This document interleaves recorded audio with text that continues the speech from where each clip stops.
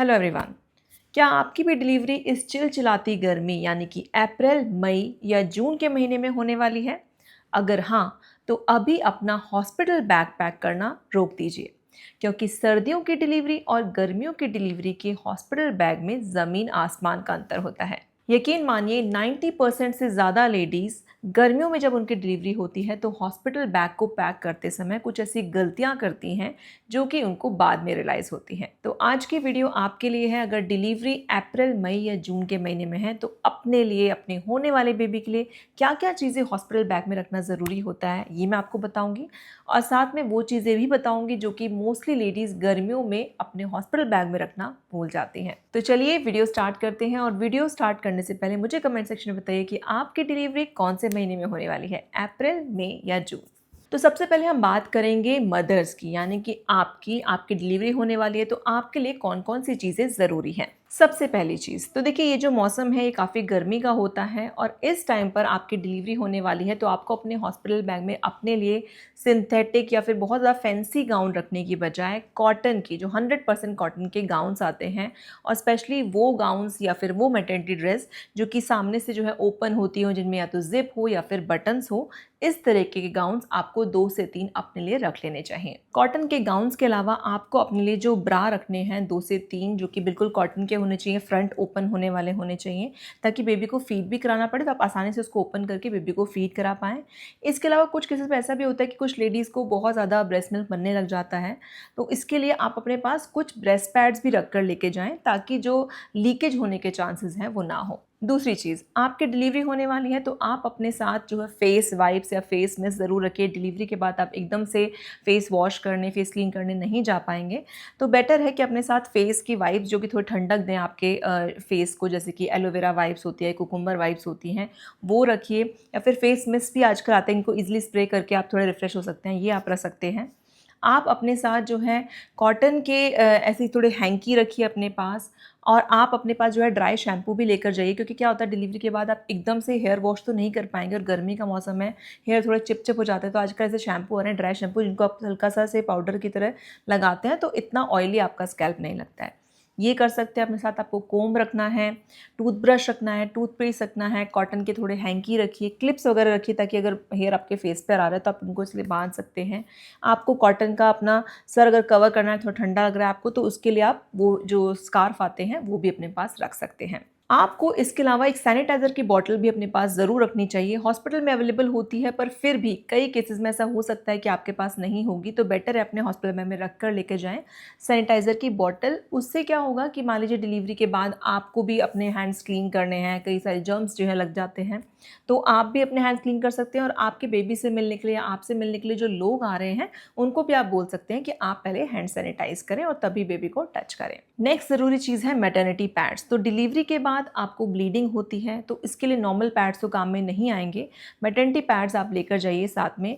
कुछ पैड्स के लिंक मैं यहाँ पे शेयर कर दूंगी, तो आप उनको देख सकते हैं। मैंने भी अपने टाइम पर लेकर ही गई थी।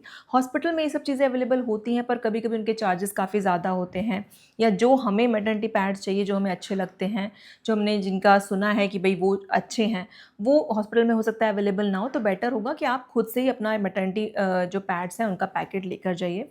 तो ये चीज़ आपको करनी है ताकि आपको बाद में परेशानी ना हो। मैटरनिटी पैड्स के साथ साथ आपको हाई वेस्ट पैंटी लेनी है। फ्रेंड्स, क्या होता है कि नॉर्मल पैंटीज़ जो होती हैं, अगर मान लीजिए आपको सी सेक्शन डिलीवरी से बेबी हुआ है तो आपके स्टिच लगेंगे, और जब आप उनको पैंटी को, नॉर्मल पैंटी को पहनोगे तो स्टिचेस के ऊपर जो है वो लगेंगे, तो इससे आपको पसीने की वजह से इन्फेक्शन होने का डर भी हो सकता है। तो आपको हाई वेस्ट पैंटी लेके जानी है, जो कि डिलीवरी के बाद जो है टाँकों से थोड़ा सा ऊपर रहेगी और आपको परेशानी नहीं होगी इस चीज़ में, तो वो लीजिए। और थोड़ा डार्क कलर का पैंटीज़ आप ले सकते हैं। 3 से 4 पैंटीज़ लेके जाइए एकदम प्योर कॉटन की, ताकि अगर थोड़ा बहुत स्टेन बाई चांस लग भी जाता है तो उससे कोई परेशानी नहीं होगी। तो ये 3 से 4 कॉटन की पैंटीज़ भी आपको अपने लिए हॉस्पिटल बैग में रख लेनी है। तो ये तो बात हुई मदर्स की कि मदर्स को अपने लिए क्या क्या चीज़ें पैक करनी है हॉस्पिटल बैग में। इसके अलावा आपको अपने बेबी के लिए क्या पैक करना है वो जान लेते हैं। सबसे पहली चीज़ बात करते हैं बच्चों के कपड़ों के बारे में। तो गर्मियों का मौसम है, बच्चे को भी गर्मी लगती है, तो बहुत ज़्यादा मतलब ऊनी कपड़े या बहुत ज़्यादा मोटे कपड़े बच्चों के लिए नहीं लेना, एकदम प्योर कॉटन के या फिर मसलिन के कपड़े लेने हैं। और कपड़ा इस तरीके का होना चाहिए कि बच्चा जब ईज़िली आप उसको पहना पाएँ, बच्चे को बहुत ज़्यादा परेशानी ना हो उन कपड़ों को पहनाने में। तो जो आगे से बटन वाले कपड़े आते हैं ना, वो आप उनको पहनाइए और कपड़ा एकदम सॉफ्ट होना चाहिए, बच्चों को किसी तरह की परेशानी नहीं होनी चाहिए। तो आप 3 से 4 पेयर ऐसे कपड़े के ले सकते हैं। कुछ कपड़ों के लिंक ब्रांड्स के लिंक भी मैं शेयर कर दूँगी, आप वो ले सकते हैं। और उनको अच्छे से बेबी डिटर्जेंट में धोने के बाद अच्छे से धूप में सुखाइए, उनको अच्छे से प्रेस कीजिए और तभी पैक कीजिए। बिना धोए कपड़े बच्चे को नहीं पहनाने हैं। इन कपड़ों के साथ-साथ आप बच्चे के लिए जो कॉटन की कैप है, कॉटन के मिटन्स, सॉक्स ये भी रखिए, पर ध्यान रखिए सारी चीज़ें कॉटन की होनी चाहिए। बच्चा गर्मी में हो रहा है तो ज़्यादा ऊनी चीज़ें बच्चे को नहीं पहनानी है, वरना बच्चे को परेशानी होगी, स्किन में इरिटेशन हो सकती है, रैशेज़ हो सकते हैं। दूसरी चीज़, बच्चों को पकड़ने के लिए या उनको रैप करने के लिए क्या होता है कि हम कपड़े या ब्लैंकेट का यूज़ करते हैं। तो देखिए, डिलीवरी अगर सर्दियों में होती है तो हम थोड़ा मोटा-सा टॉवल या फिर एक ब्लैंकेट जो होता है वो यूज़ कर लेते हैं। पर अब जो है डिलीवरी गर्मियों में है, तो आपको बेबी के लिए जो मसलिन के स्वेटर क्लॉथ आते हैं ना, वो यूज़ कीजिए ताकि बच्चे को किसी भी तरह की परेशानी ना हो, उनको गर्मी ना लगे आप बच्चे को जब रैप कर रहे हैं तो।